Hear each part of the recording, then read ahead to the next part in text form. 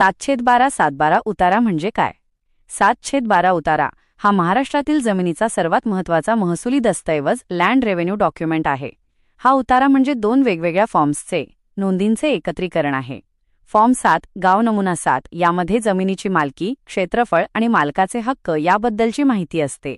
Form 12 गाव नमुना 12 यामध्ये जमिनीतील पिके, शेतीचा वापर आणि झाडांची माहिती असते. या दोन फॉर्म्सच्या नोंदी मिळून तयार होतो, म्हणून याला 7/12 उतारा म्हणतात. 7/12 उतार्यामध्ये कोणती माहिती असते?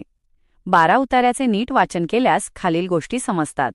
जमिनीचा गट नंबर भाचे सर्वे नंबर, जमिनीची ओळख पटवण्यासाठी दिलेला विशिष्ट क्रमांक, मालकाचे नाव आणि खाते क्रमांक, जमीन कोणाच्या नावावर आहे याची अधिकृत नोंद, एकूण क्षेत्रफळ, जमीन किती हेक्टर किंवा एकर आहे याची माहिती, पोटखराब क्षेत्र, जमिनीचा असा भाग जो खडकाळ, नापीक किंवा ओढ्या नाल्यांमुळे लागवडीयोग्य नाही, आकारणी असेसमेंट, जमिनीवर शासनाला द्यावा लागणारा वार्षिक महसूल टॅक्स, जमिनीचा प्रकार, जमीन जिरायत, पावसाच्या पाण्यावरची, बागायत पाण्याची सोय असलेली की बिगर शेती आहे, कर्जाचा बोजा, बँक लोन, जमिनीवर कोणत्या बँकेचे कर्ज किंवा कायदेशीर भार आहे का याची नोंद, फेरफार म्युटेशन एंट्री, जमिनीच्या मालकी हक्कात पूर्वी झालेले बदल दर्शवणारे नंबर, इतर हक्क, विहीर, रस्ता, पाईपलाईन किंवा इतर कोणाचे कायदेशीर हक्क जमिनीवर आहेत का याची माहिती.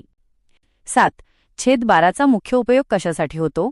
जमिनीची कायदेशीर मालकी सिद्ध करण्यासाठी, बँकेकडून शेतकरी कर्ज, क्रॉप लोन, लँड लोन मिळवण्यासाठी, जमीन खरेदी विक्रीचा व्यवहार करताना, न्यायालयात कोर्ट केस जमिनीचा वाद सोडवण्यासाठी, शासकीय योजनांचा लाभ घेण्यासाठी, जमीन मोजणी लँड सर्वे आणि हद्द निश्चिती करण्यासाठी, वारस नोंद किंवा फेरफार करण्यासाठी.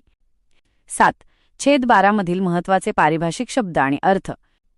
शब्द: सोपा अर्थ, कब्जेदार, जमिनीचा प्रत्यक्ष ताबा असणारा किंवा ती वापरणारा मालक. फेरफार, जमिनीच्या मालकी हक्कात किंवा नोंदीत झालेला बदल. बोजा, जमिनीवर असलेले कर्ज किंवा कायदेशीर बंधन. हक्कसोड, रिलीज डीड, स्वतःचा जमिनीवरील हक्क दुसऱ्याच्या नावावर कायदेशीररित्या सोडून देणे. वारस नोंद, मूळ मालकाच्या मृत्यूनंतर त्याच्या कायदेशीर वारसांची नावे 7/12 वर चढवणे. पिकपाणी, फॉर्म 12, चालू वर्षात शेतात घेतलेले पीक. आता हे ई-पीक पाहणी ॲपद्वारे शेतकरी स्वतः नोंदवतात. शहरात 7/12 असतो का? ग्रामीण भागात जमिनीची नोंद ठेवण्यासाठी मुख्यत्वे 7/12 उतारा वापरला जातो. शहरी भागात नगरपालिका, महानगरपालिका क्षेत्र, जमिनीची मालकी दर्शवण्यासाठी 7/12 ऐवजी प्रॉपर्टी कार्ड वा सनद वापरले जाते. जमीन खरेदी करण्यापूर्वी 7/12 मध्ये काय तपासावे? जर तुम्ही जमीन खरेदी करत असाल तर 7/12 वर खालील गोष्टी आवर्जून तपासा. 1. मालकाचे नाव, जो जमीन विकत आहे त्याचे नाव 7/12 वर कब्जेदार म्हणून आहे का? 2. बोजा किंवा लोन, जमिनीवर कुठल्या बँकेचे कर्ज चालू आहे का?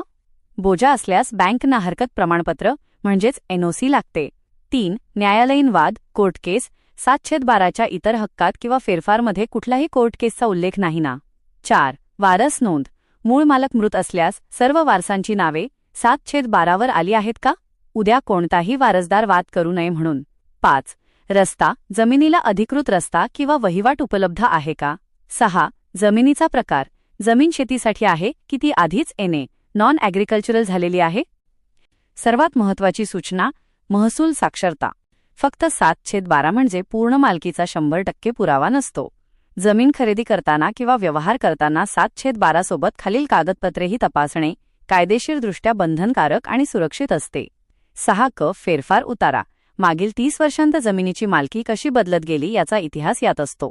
8 उतारा, संबंधित व्यक्तीच्या नावावर त्या गावात एकूण किती जमीन आहे याची माहिती देणारा खाते उतारा. रजिस्टर खरेदी खत, सेल डीड बाय इंडेक्स 2, दुय्यम निबंधक कार्यालयात झालेली अधिकृत खरेदी विक्रीची नोंद. सरकारी मोजणी नकाशा, भूमी अभिलेख, लँड रेकॉर्ड्स विभागाकडून अधिकृत मोजणी करून घेतलेला नकाशा, ज्यावरून जमिनीच्या अचूक चतुसीमा आणि हद्दी स्पष्ट होतात. डिजिटल 7/12, डिजिटल 7/12 व्यवहारासाठी नेहमी महाभूलेखच्या अधिकृत संकेतस्थळावरून काढलेला डिजिटल स्वाक्षरी असलेला उताराच वापरावा. ही माहिती तुम्हाला जमिनीचे व्यवहार समजून घेण्यासाठी आणि फसवणूक टाळण्यासाठी अत्यंत उपयुक्त ठरेल.